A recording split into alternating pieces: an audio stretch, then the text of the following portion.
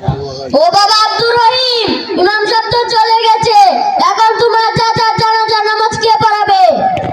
আপনি একা চিন্তা করবেন না, সবাই চলেন ইমাম ভাইকে ডেকে নিয়ে আসি।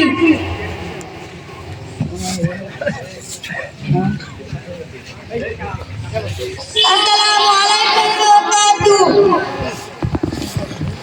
ওয়া আলাইকুম আসসালাম ওয়া রাহমাতুল্লাহি ওয়া বারাকাতুহু। আপনারা আবার এসেছেন? আপনি তো আর কেউ নেই জানাজা নামাজ পড়ানোর মতো। যে ব্যক্তি দুনিয়াতে বেঁচে থাকতে 5 ওয়াক্ত নামাজ প্রয়োজন মনে করেনি, তার আবার কিসের জানাজা নামাজের প্রয়োজন? আমরা উনির পক্ষ থেকে ক্ষমা যাচ্ছি। আপনারা এত করে যখন বলতেছেন তাহলে চলুন।